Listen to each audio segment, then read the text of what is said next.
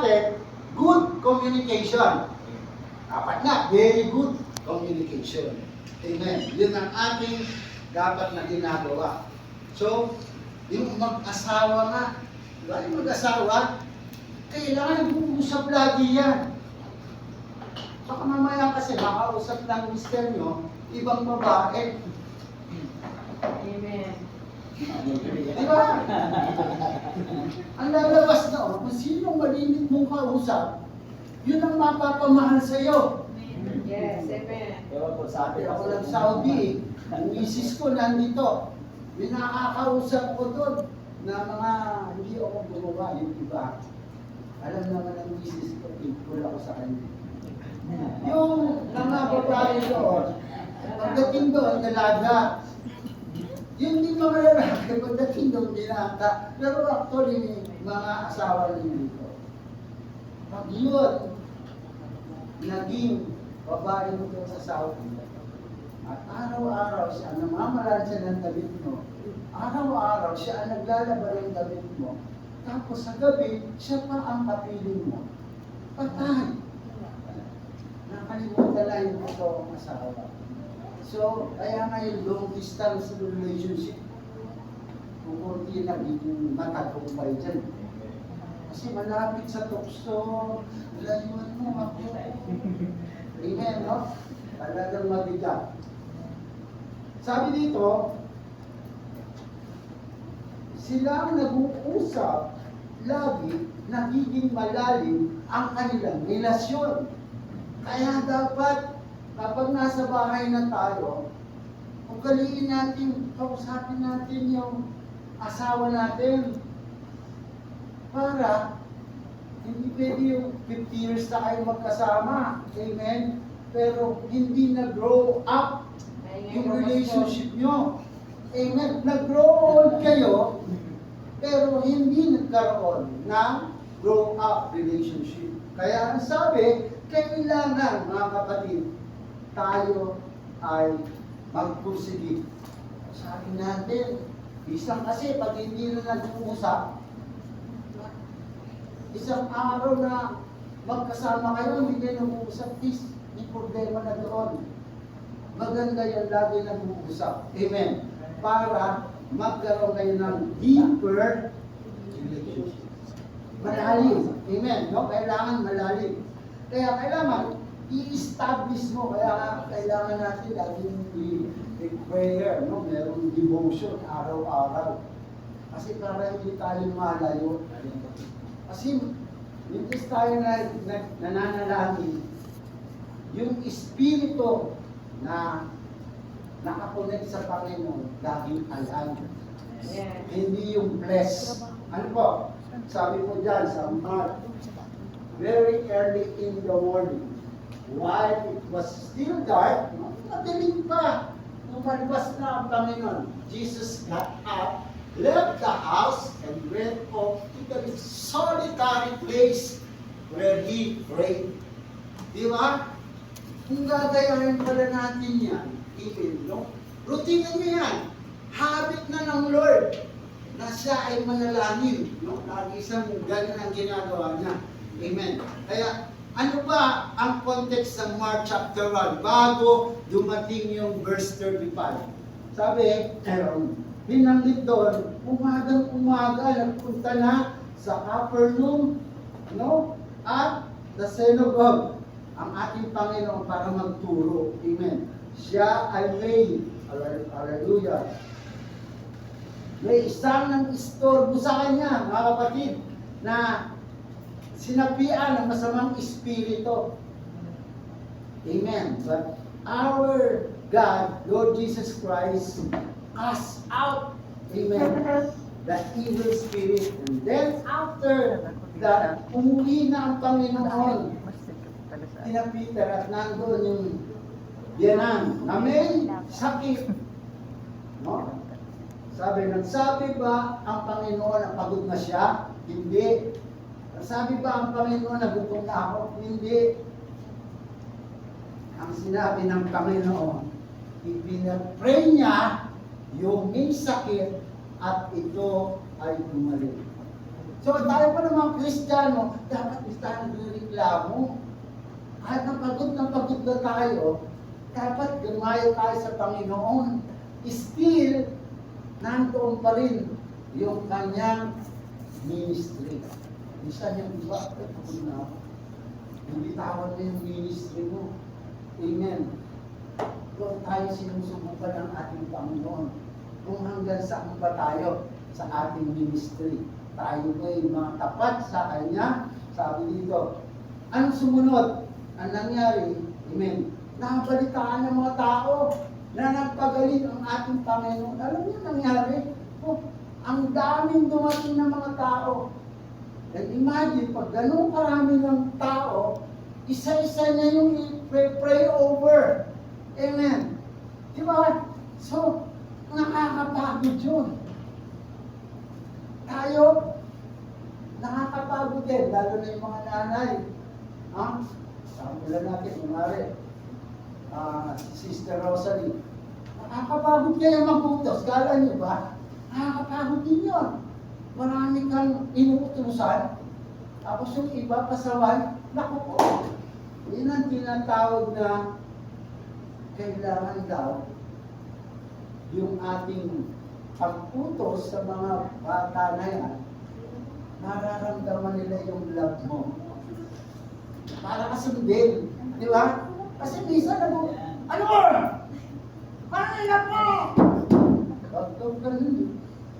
Dapat yung magmamahal. Amen, no? Para hindi raw tayo nagkakagulo sa bahay.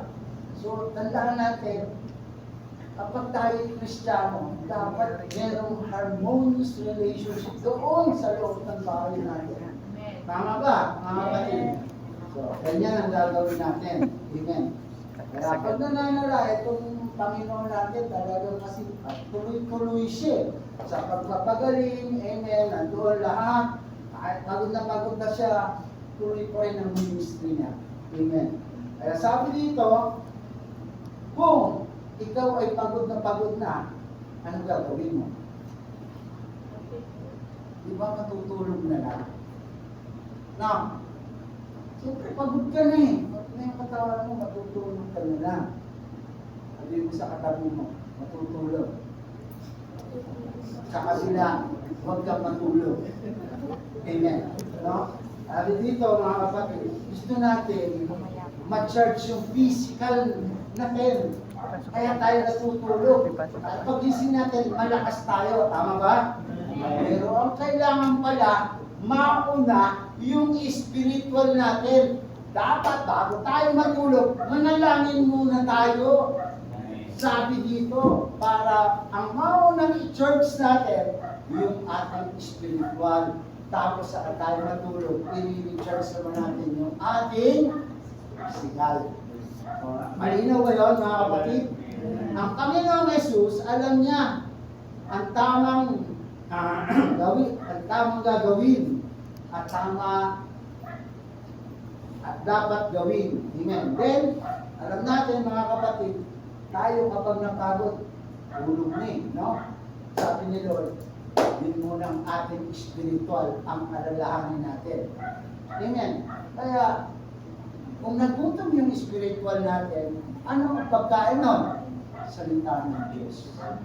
Amen. So, kung nakakain na, pwede tayo matulog, yun namang physical ang bibigyan natin ng laging nauna yung prayer. Amen?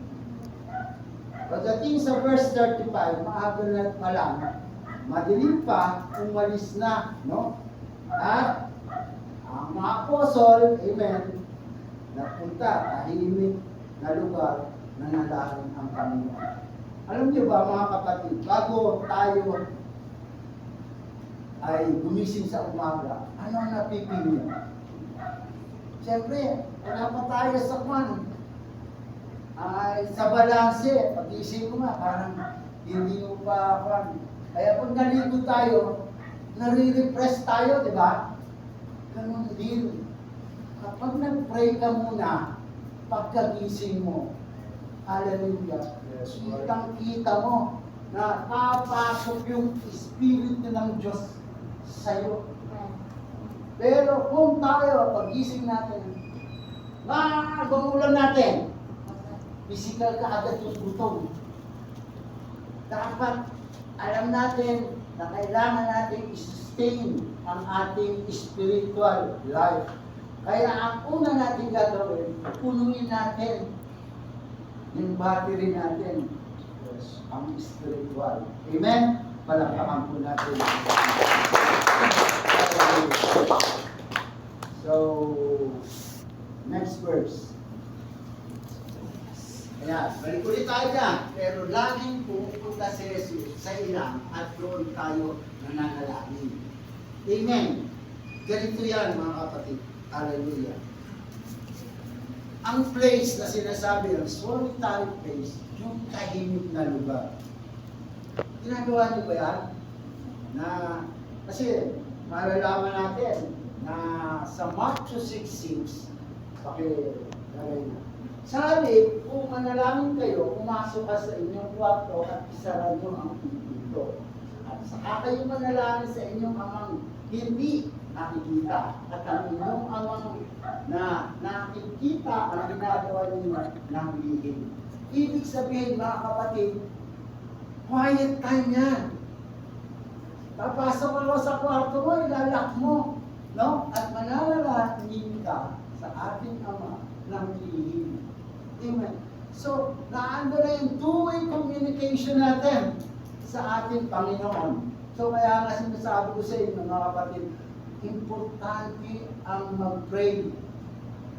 Kaya tayo nandito. Alam ko ba, na kapag may prayer meeting, ano ba pinapagawa ni Pastor? Panalangin natin si Tor, panalangin natin lahat, panalangin natin yung Presidente, panalangin natin yung Mayor, Barangay Captain, lahat. Kasi ganyan talaga kapag prayer meeting. Amen. Kung sanay na tayo ng ganon, amen, even nandun tayo sa bahay, ganon pa rin tayo manalangin. Lahat ipapanalangin pa rin natin. Kasi kami mga pastor, hindi pwede hindi namin yung panalangin. Trabaho namin yan. Panalangin lahat ng kaluluwa. Amen. Trabaho po namin. Kayo rin, kasi hindi naman po, kaya tayo tinuruan ng Panginoon. Kaya nga yung mga apostol na sabi sa Panginoon, Lord, tulungan niyo po kami manalangin. Amen, di ba? Kaya tayo, mga kapatid, yan, yung number 1 na dapat natin matutunan, yung manalangin. Amen. Gawin natin habit, no? Sabi dito, tayo po ba ay nagagawa natin itong ginagawa ng Panginoong Jesus na kahit na sobrang busy sa ating mga gawain, hindi nakakalimutan ang manalangin. Kasi pag busy ng isang tao, di ba? Bisan nga nakalimutan na yung maligo sa kabisihan. Uy, di pa pala ako naligo isang araw na. Amen, no? Ayun pa kayong panalangin.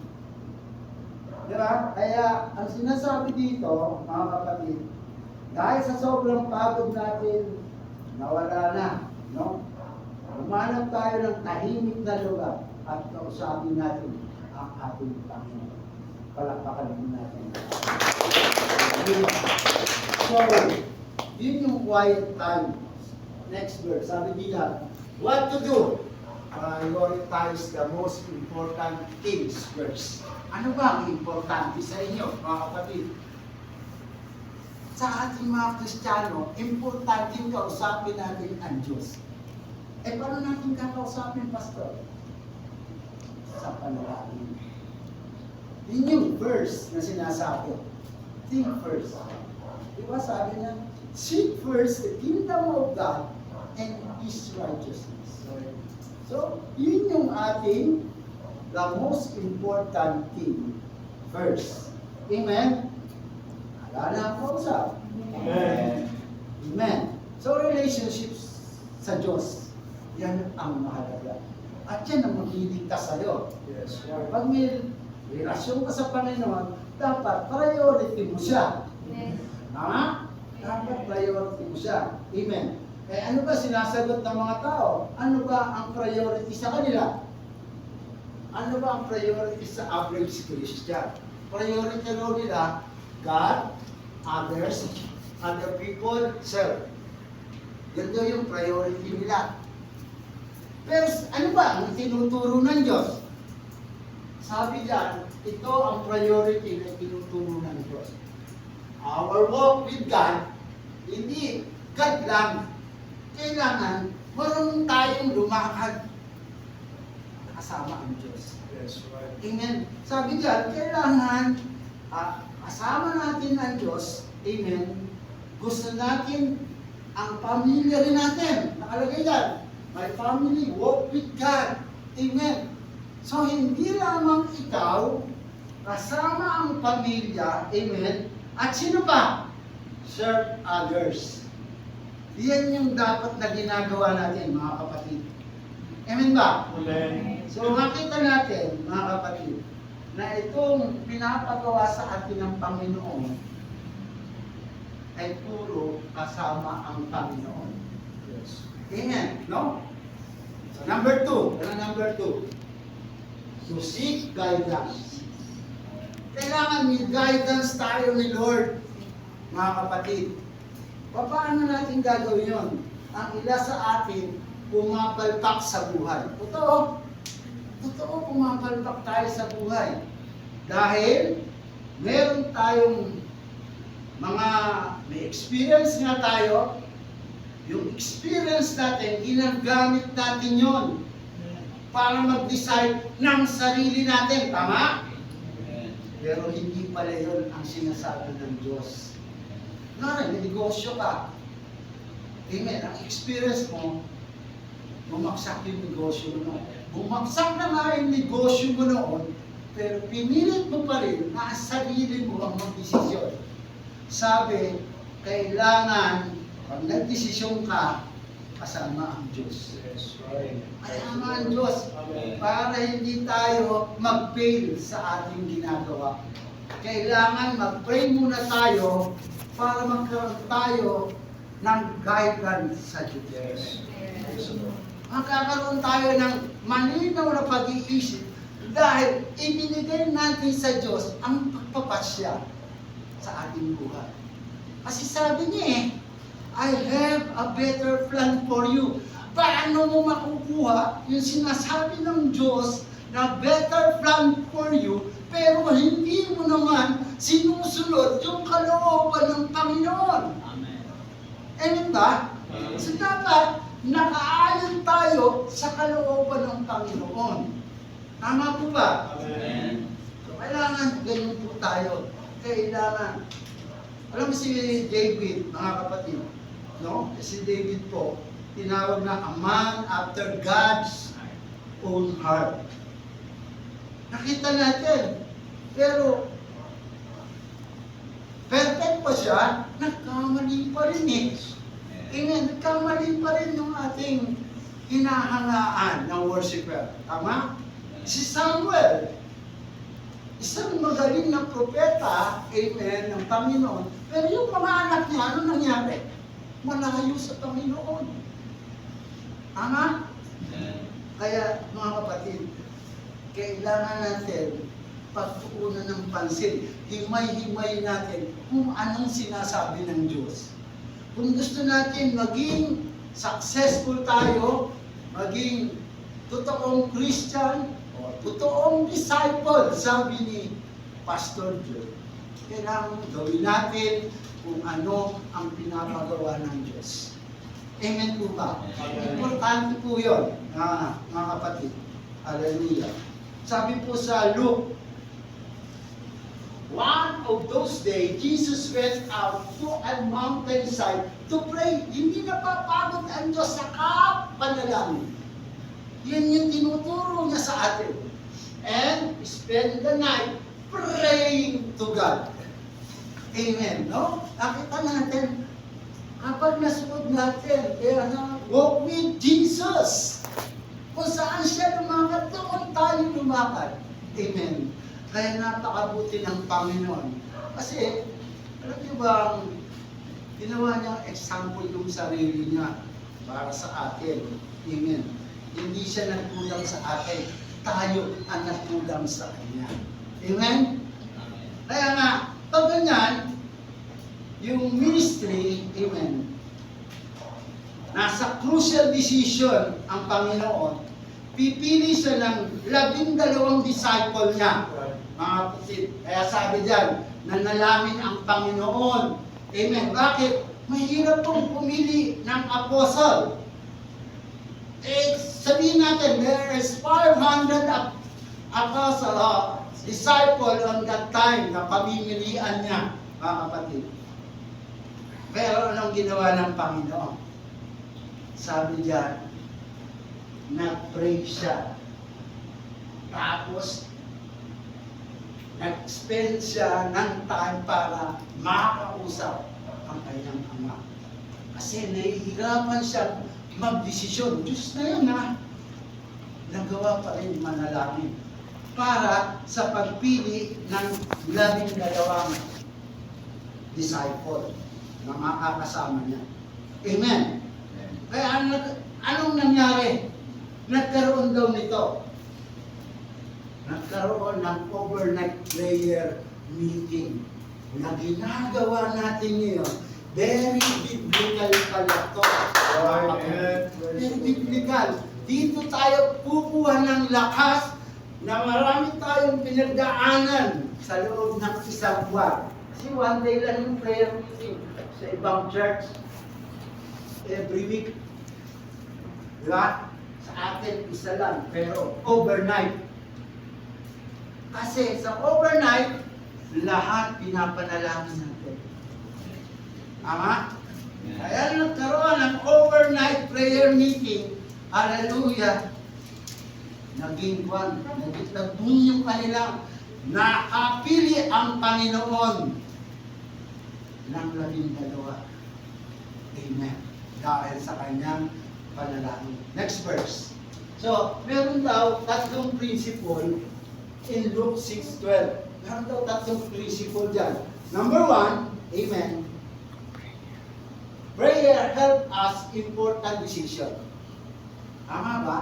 Pag hindi decision pa kayo, nakakatulong yung panalangin. Of course, mga kapatid, walang makakatulong sa atin, kundi ang Diyos. Siya ang lumalang eh. Amen? Sa Kanya manggagaling yung mga solution. Amen? O yung mga desisyon natin para tama po yung mapuntahan natin. Kaya sa decision making, mga kapatid, dapat kasalo natin ang Diyos. Amen? Amen. Huwag kang bumase sa iyong experience, sa iyong karunungan. Di ba? Yan yung sabi sa Pawikaan. Magtiwala ka ng buong puso sa Panginoon, huwag kang manalig sa iyong sariling karunungan. Kasi napakalinaw ng sabi ng Diyos. Pero anong ginagawa ng tao? Mabilis magpasya. Kaya minsan, sa mabilisan ng pagpapasya niya, nagpipil siya. We are Christian, kapag nagpasya tayo, i-share natin iyon. Yes, right. Di ba? Mararamdaman natin ngayon, yung kapangyarihan ng Diyos. Nabibigyan tayo ng wisdom kung anong gagawin natin pagpapasya. Katulad ng ginawa niya. Nanalangin siya sa mountainside, tapos nag-spend pa siya ng time para manalangin ulit sa Panginoon. Amen? Dapat ganun daw tayo, no? Before making a decision, sabi natin, Lord, ulit po ba? Amen. Hallelujah! Si Jesus, bago siya magdesisyon, nag-pray muna. Kaya, maganda ang resulta. Amen. Sumasagot ang Lord sa ating tawag. Amen. Sa Kanya. Sumasagot siya. Tingnan natin. Verse. Next. Ayan. Ang totoo, palaging nagsasalita ang Diyos. Kaya lang, hindi nakikinig ang mga tao. Hindi daw tayo nakikinig, no? Tandaan niyo yung verse 33:14. Hindi raw nakikinig yung mga tao. Pero nagsasalita raw yung Diyos sa atin. Amen? Amen. Eh dapat, mga kapatid, kung nagsasalita ang Diyos sa atin, dapat inuwain natin yung sinasabi ng Panginoon. Nung una natin gawin ang isang bagay, saka natin ipag-pray. Di ba? Humakbang na tayo, saka tayo mag-pray. Ang dapat pala, bago ka humakbang, mag-pray ka muna. Magkaiba po yun eh, no? Yung hahakbang ka muna, saka, Lord, sana yung ginawa ko, tama. Hindi, dapat, hindi ka pa humakbang, Lord, tulungan mo ako. Doon mo ko dalhin sa tama. Oh, hindi yung nagawa mo na, saka ka mag-pray. Tama ba mga kapatid? Malinaw kasi yung sa